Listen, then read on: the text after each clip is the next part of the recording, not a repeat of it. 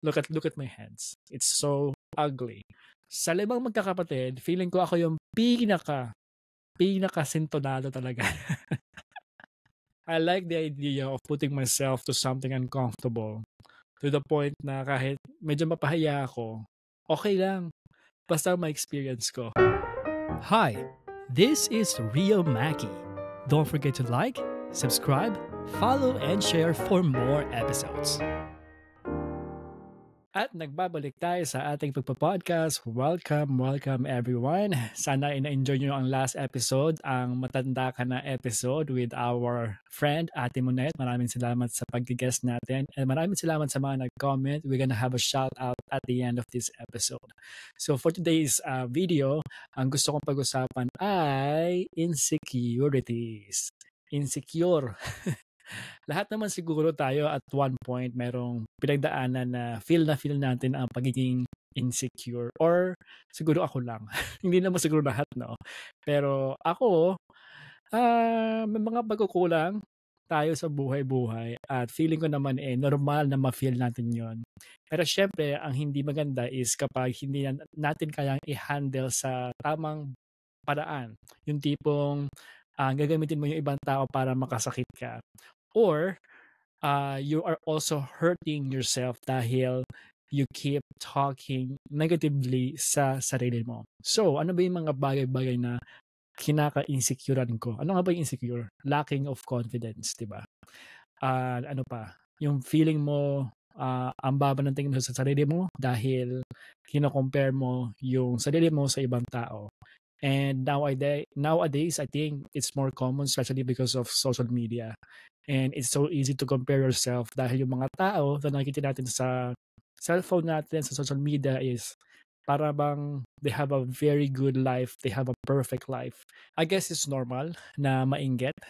It's normal na maramdaman mo na you're not good enough. But all the things that we see, those are all temporary. Physical aspect of our life, it's not everything. There are so much more about you to celebrate and improve and maybe embrace yourself. I think one thing that we have to learn about ourselves is self-acceptance. Kung ano meron tayo, tanggapin natin. Dahil it could have been worse, I guess, for some people, hindi pinapalad. Especially for like healthy issues. Pero lahat talaga tayo may mga pagkukulang. Ako, siguro na lang yung mga insecurities ko na lang ang itopic ko. Hindi na lang yung sa ibang tao. Kasi ako marami talaga akong insecurities especially sa katawan. Look at my hands. It's so ugly. Napaka napaka buto-buto at sobrang payat. Tapos kulubot pa. And I hate looking my hands or my fingers. And also my toes. Yung paa ko parang luya. Ang sama-samang tingnan. And I have a very flat back. See? Flat back. I hate it. Like, I want I want to have like a round head para mas magandang tignan. But I don't know, for some reason, it's super flat. So, yes, I'm exposing myself. The things that I hate about my life. my body. And I was suffering for a very long time with acne problems sa face, sa chest, saka sa katawan. Thankfully, nag-improve na. I really work hard on that and pay attention sa aking mga kinakain at sa mga inapay sa mukha. Malaking insecurity ko yung skin problem. And growing up, ang dami kong kati-kati sa katawan. And I always have like dry spots and nung bata ko, hindi ko na enjoy yung aking kabataan dahil ang dami kong parang galis sa paa at sa kamay. So, there were days. Ayan, grammar ko, insecurities ko yan. Kung paano ako magsalita, malaking insecurity ko yan. Kaya nga ginagawa ko to para ma-expose ko yung sarili ko in a very uncomfortable way at para ma-improve ko yung sarili ko. And also learning how to just embrace who I am, kung ano yung mga pagkukulang ko, just embrace it. So, ano ba yung mga insecurities ko sa katawan? I tried to write things down para meron tayong guide. Acne problem, bad skin, flat backhead, super big time. My voice, my stuttering problem growing up. Tsaka yung grammar ko, syempre, hindi naman ako perfect. No? Hindi naman English ang first language ko. And yes, like growing up, I was really bad with my communication skills. I stutter a lot. Sobrang nabubulol ako. And I'm trying my best here to just really slow down, inhale, exhale, talk slowly. Wala naman tayong biyahe para maiwan ng jeepney, no? Siguro ang top 3 insecurities ko na lang kasi marami tayong ah, mga pagkukulang sa buhay, no? Number 1, top 1 insecurity ko is I would say yun nga, acne problem. Kasi malaking impact siya sa buhay ko during I would say around 20 years old to 26. At least 5 years of my life. Sobrang nag-suffer ako sa severe acne problem. Nung nasa Pilipinas ako, lahat ng sweldo ko, aside sa ambag ko sa bahay, may ambag ba ako sa bahay? Feeling ko naman nag-ambag ako sa bahay dati. Pero talagang lahat ng sweldo ko napupunta sa mga acne products like Proactive at kung ano-ano mga pinapahid sa mukha. And nagpapaderma ako, nagtry ako sa mga clinic sa Pilipinas. My sister worked at Vicky Bello before as a nurse, and she gave me some products as well. Salamat, Ate May. And I tried multiple products para lang ma-improve ko yung sarili ko sa mukha. And nothing helped. And then dito sa Canada, nung dumating ako dito, hindi pa rin siya nag-improve. Lahat ginagawa ko na, and I spent a lot of money again sa mga products na nabibili natin online or sa drug marts, Shoppers Drug Mart dito sa Canada. Kung may drugstore yun, para katumbas ng Mercury Drug sa Pilipinas. Yun, nothing really was working on my skin problem until I changed my diet. And yun ang number 1 biggest findings ko. If you have acne problem, marami kang, tagyawat sa mukha at sa katawan, you really have to learn what's the cause of the acne problem. And it is so true that what you eat, naman tayo. You are what you eat. Yun, sabi nila, you are what you eat is so true. And ayun, sobrang gusto ko lang i-share to, no? Kung may mga tao nakikinig about acne problem, o meron kayo mga kakilala. Kasi this one worked for me. I'm not an expert. I'm not a professional skin person. Pero gusto ko lang i-share ko na yung naging journey ko. Kasi ang nakakalungkot sa mga sa mga clinic or mga dermatologists, of course, they help big time sa kanilang mga procedures, sa mga laser, mga egg. But they really don't talk about food. Nung nag-inquire ako sa mga dermatologists, they don't mention about my food. They don't ask about my food. Because they need business, diba? They want you to pay money para sa mga procedures para ma-improve yung food mo, yung skin mo. But really, it's all about the food. So first thing first, na in-stop ko in terms of food, if not stop, at least very minimal, is number 1, for me, sugar. And then milk.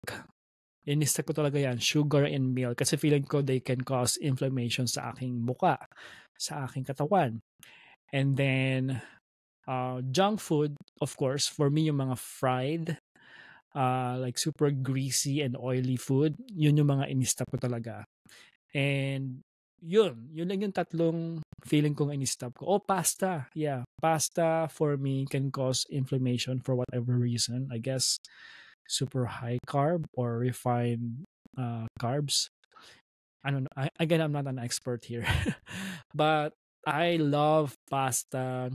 I love spaghetti. I love lasagna. I love macaroni. And I really have to stop it. Or at least kung mayroong mga handa, mga party-party, konting-konting tikim lang. So you can still have it, pero I really stop. And sobrang sacrifice yung para sa akin big time kasi I love milk. Like every single night, I used to drink milk dahil sabi nga nila, it's good for your health. Pero it's doing something bad on my body.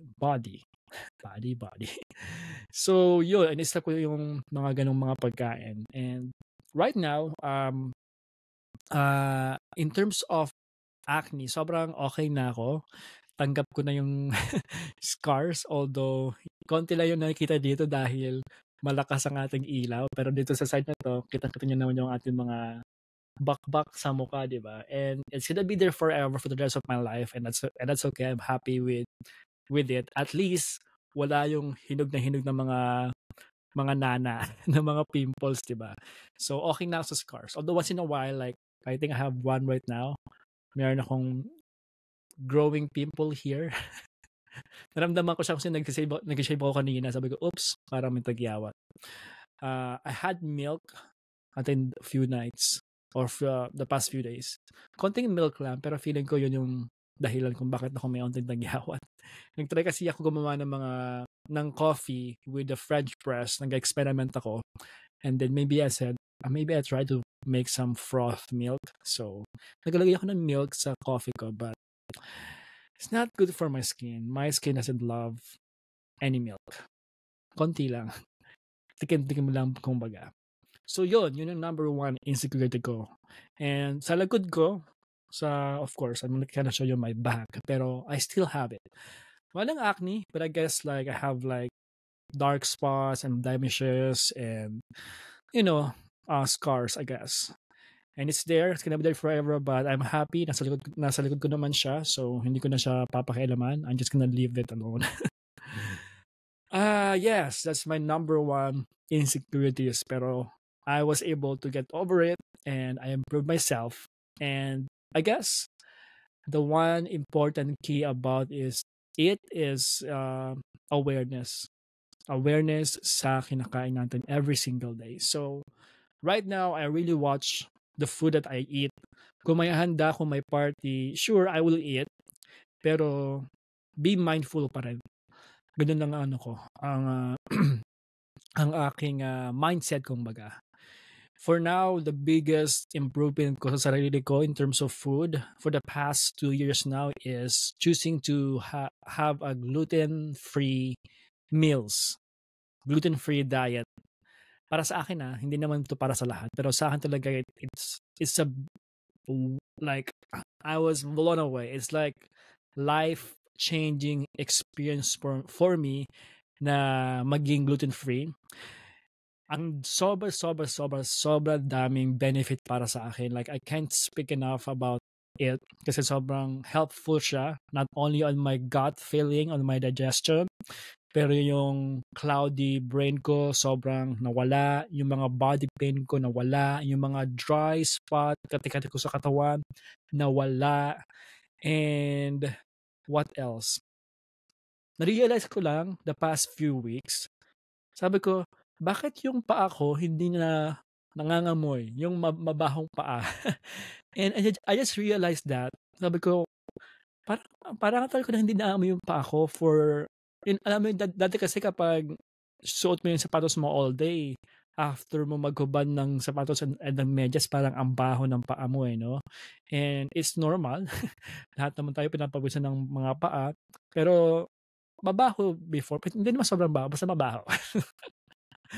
Pero I observe para sa akin siguro hindi naman totoo, pero na-realize ko lang sa akin yung body odor ko nag-iba din nung nag-gluten free ako. Siguro dahil nga it's working well.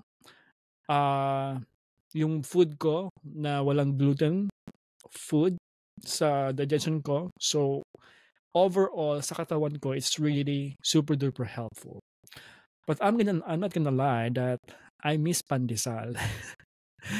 And I miss pasta. And I miss those sandwiches na lahat naman kasi masarap talaga, di ba? Lahat ng bawal, masarap. In short, diba? But yeah, big sacrifice sa akin. I mean, I haven't had pandesal for a very long time. Kung magpandesal man ako, konting-konti lang talaga. And again, kung may party, may mga ganap, I would still eat it. I will have something, pero konti lang because it's not really good for my gut feeling and doesn't work for me.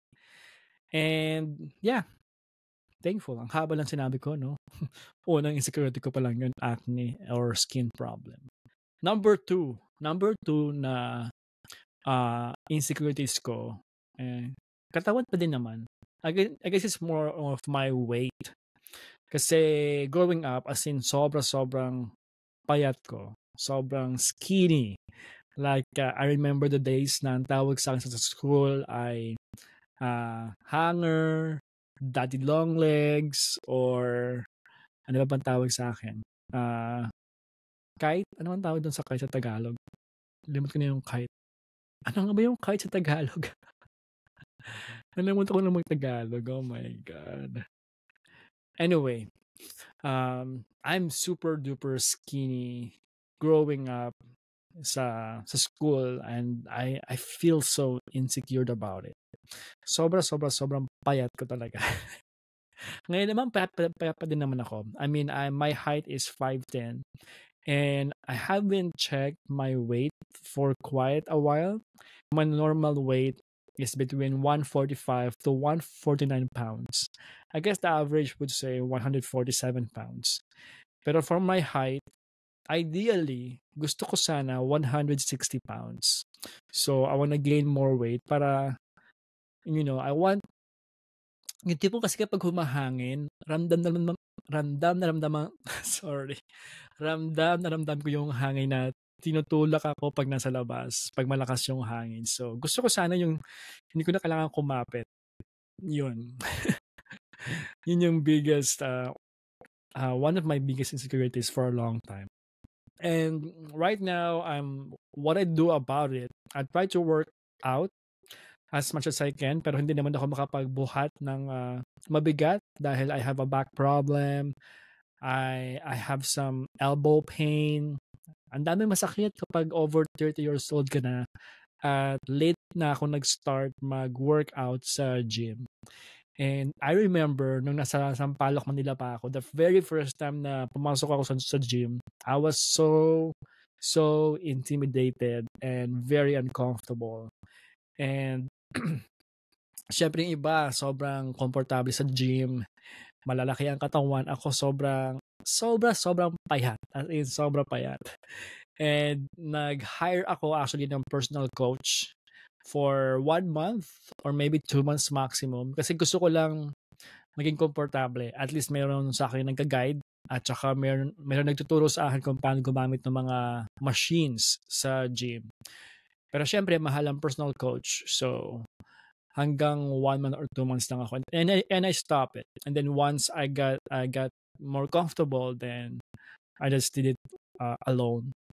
So right now, I mean, pag pumunta ako sa gym, keme na. Mas comfortable na ako ngayon, and I love going to the gym, and I think that's one of my most favorite habit, kumbaga. Kasi, well, first of all, magandang habit siya para sa akin kasi it's my way to be active, especially kapag winter time. Kasi pag winter time ka, talagang kulong ko lang sa bahay, and I hardly move outside of house or outside of work. And kung hindi ako mag-gym, feeling ko sobrang stagnant ng katawan ko na nakaupo lang at nakahiga 24/7. So, I have no choice but to go to the gym para gumalaw-galaw naman yung aking katawan at baka hindi na tayo marunong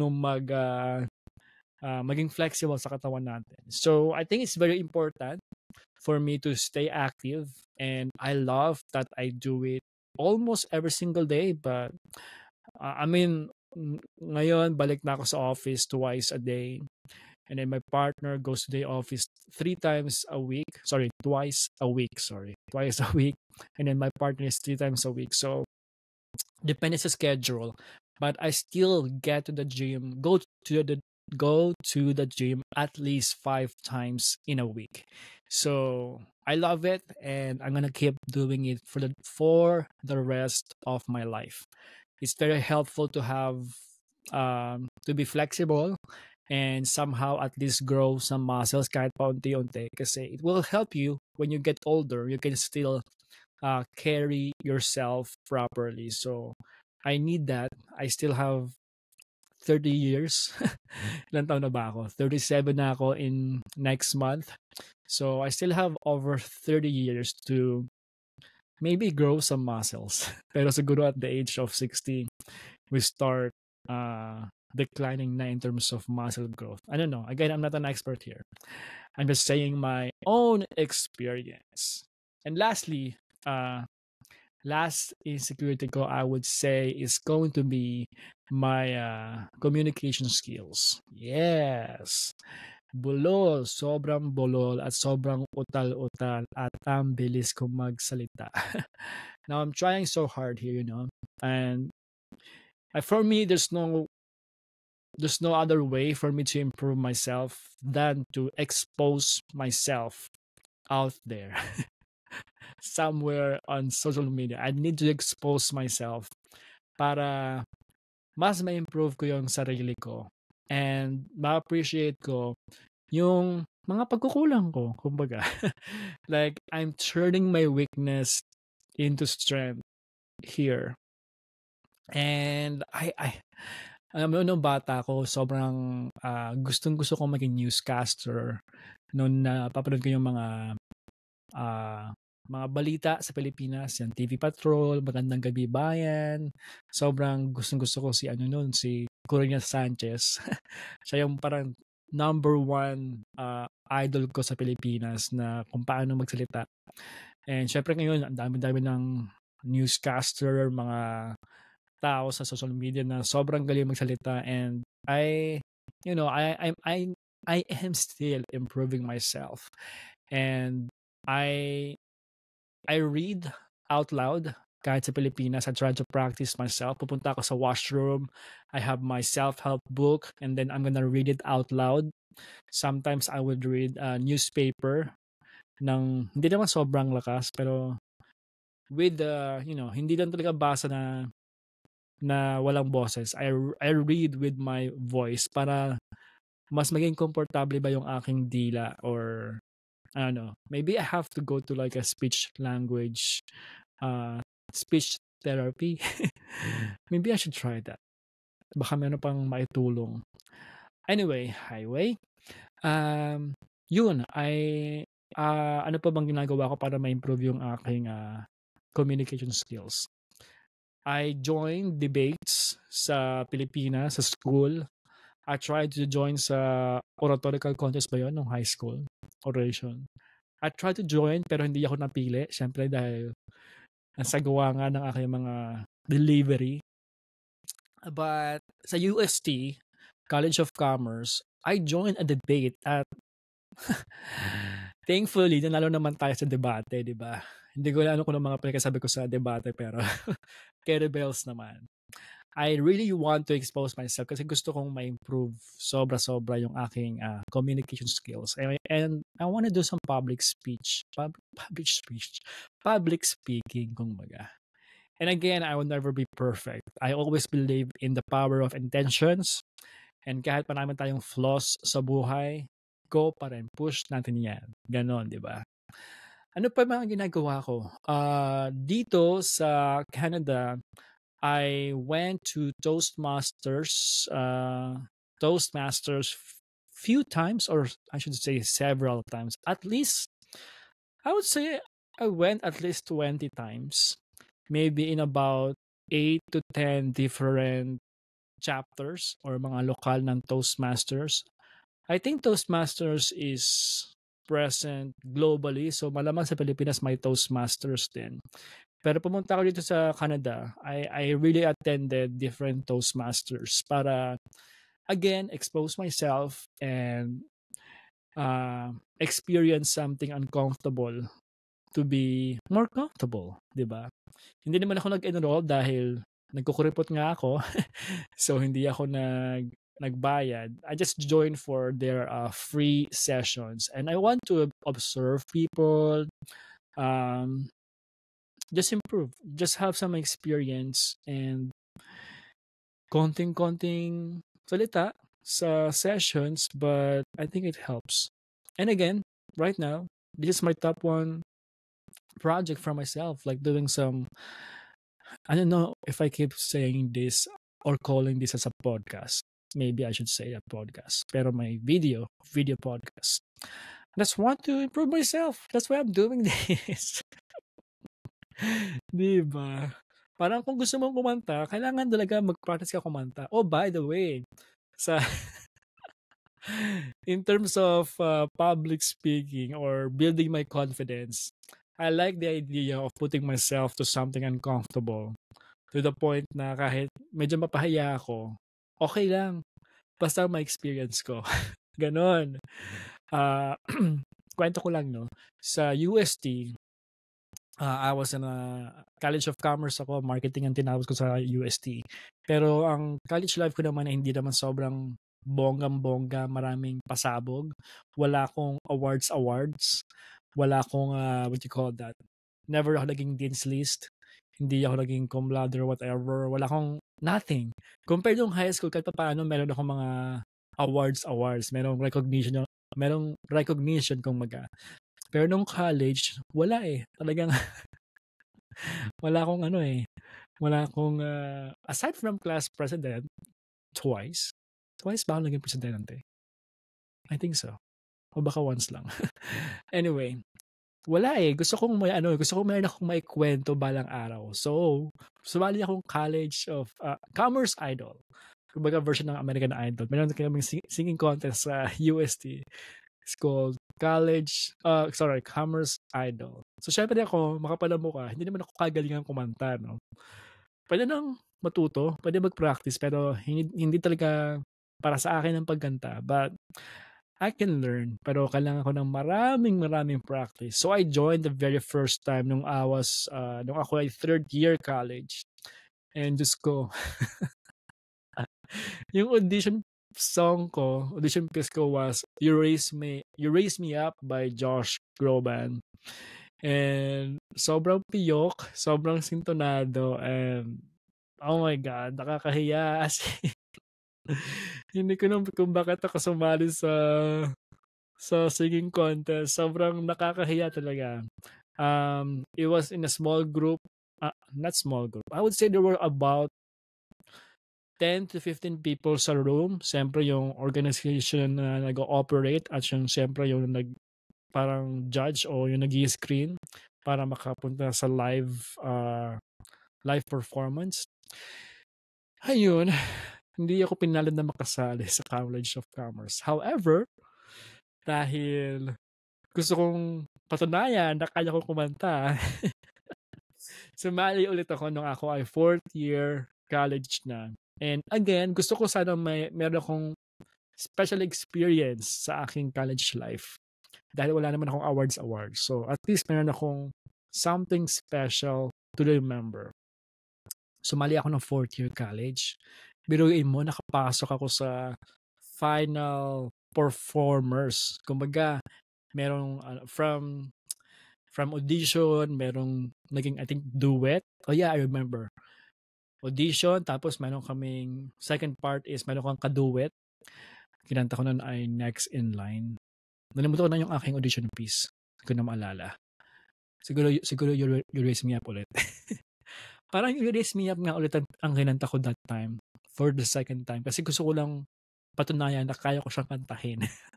Pero ngayon, I'm so sorry. Hindi na ako sobrang para namang may alam ako sa pagkanta. Pero I'm just saying na yun. Nakapasok ako sa top 12. Kumaga naging live performer tayo sa UST. Tapos from top 12 naging top 6 tayo, o di ba?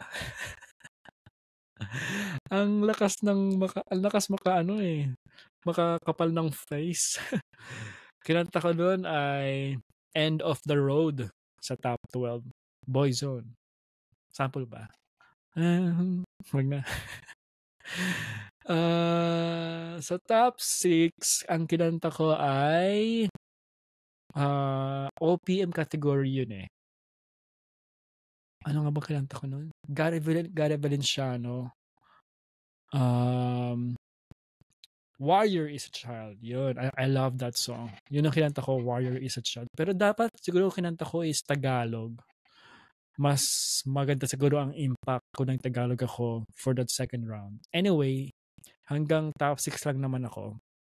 Hindi na ako napili sa top 2. But I'm very happy. I'm so happy with that experience to the point na kaya kong sumali sa singing contest. Basta kailangan may practice lang. At saka maraming baon na kapal ng muka. Yun, o diba? Ba't ba ako napunta sa singing contest? Insecurities, you know what? Siguro yun yung number 4 insecurity ko. Yung hindi magaling sa pagkanta. Actually, sa pamilya namin, yung mga kapatid ko, I think they're good in terms of music. Lahat sila marunong or natutong mag-play ng gitara. Lahat sila natutong mag-gitara except myself. And lahat sila mas marunong kumanta kaysa sa akin. And sa 5 magkakapatid, feeling ko ako yung pinaka-sintonado talaga. Salamat sa nanay ko na sintonado. Sa lahat-lahat ng bagay na ipinamana niya sa akin, yung kanyang boses ang kanyang pinamana. And yun, so awan na ng Diyos, ako ay sintonado. Kaya kailangan ko ng maraming practice para makakanta at makaraos ng isang kanta. I love you, Mom. Pero bakit? Bakit ito ang pinamana mo sa akin? Pero makapala-mukha ako, di ba? You know what? Sorry for the sound, yung mga it's my chair. Maybe have to get some chair na hindi It's an office chair eh. Ano naman tawag sa ganun? Office chair. So medyo may onting tunog. Excuse me for that sound, but that's what you're hearing. Kung rinig ng mikropono. Oops. So, yun nga. That's my 4th. Hindi lang 3 insecurities, 4 insecurities. At malamang marami pa tayo sa listahan natin ng maraming insecurities. Kayo ba? Ano bang mga insecurities nyo sa buhay? See, I'm having a hard time to say some words. Na-observe ko yung mga words na may R is a big challenge for me. Like the words university, library, apparently, originally. If I say it in between words, I am having a problem. Like originally, university, library. I hate it. Like, I just can't stop myself. Kung meron kayong alam na mga tips para ma-improve ang aking mga communication skills, let me know. Comment below. Ayan, ma-appreciate ko yung mga comments ninyo. I really like, binabasa ko ang mga comments ninyo. So habang konti pa ang ating mga followers, ang ating mga viewers, damihan nyo na ng damihan ang comments nyo dahil magsha-shoutout na tayo. Ayan, o diba? May pa-shoutout tayo dahil milyon-milyon ng ating viewers. Hindi pa naman tayo milyon, mga thousands lang. Oops, I'm so sorry. Nasanggay ko ang ating mikropono. Pero magpa-shoutout tayo, magpasalamat tayo sa lahat ng taong nanonood at sa mga bagong followers natin. Sige na nga, mag-shoutout tayo ng bagong followers. Ayan, Nix Curtis, Arevelo, and Maria Coes. O, diba? May bago tayong followers 12 hours ago. Padamihin natin ang ating followers sa Facebook, sa YouTube, and maybe sa Instagram. Actually, parang gusto kong iba-ibahin ko yung mga, what you call that? Mga content ko kasi parang nangyayari, lahat pare-pareho. Gusto ko siguro ang dapat kong gawin ay Facebook, like full videos, and then Instagram, sure I can put some clips and more of my pagiging vain na mag-post ng mga pictures ko dyan. And yeah, full videos, I guess, YouTube and Facebook. Okay. Sige nga, mag-shoutout tayo sa mga nag-comment sa last episode natin with Ate Monet. Matanda ka na episode. Alam mo, magandang title dito sa episode natin. Insecure ka ba? Ayan, sige, shoutout tayo sa mga nag-comment. Maraming salamat sa inyong lahat. I really appreciate the effort. Tita or ate ba? Miss Maria Collins, Rebecca B. Bolivar, Ana Maria Kabakungan, Rebecca Bolivar again. O di ba paulit sa mga nag-comment sa akin. Ophelia Torlao Silawan. O di ba? Maraming salamat sa mga nag-comment. I really appreciate the love and your effort and your time. Time is gold. So you're giving me some gold here. And super love. And we have 126 plus people na nag-like at nag-heart sa ating video. Please naman, mag-follow na kayo, mag-subscribe na kayo sa ating YouTube para dumami at para mas magsipag-sipag ako sa maggawa ng mga ganitong content. And kung gusto nyo mag-guest, I like talking to strangers. Go for it. Mag-virtual chit-chat talk tayo dito sa ating mga episodes in the future with Rio Maki, o di ba? Makichika, makipagkwentuhan, makipagkulitan with Rio Maki. May tagline. O sige na. Yun lang ang ating episode. Maraming salamat sa pakikinig. Next time again, kung meron kayong mga gustong i-topic natin, please mag-share na kayo o mag-comment na kayo para marami tayong options. Options. So, dito na po nagtatapos ang ating episode. Until next time, sana nyo some love, joy, and peace. Bye!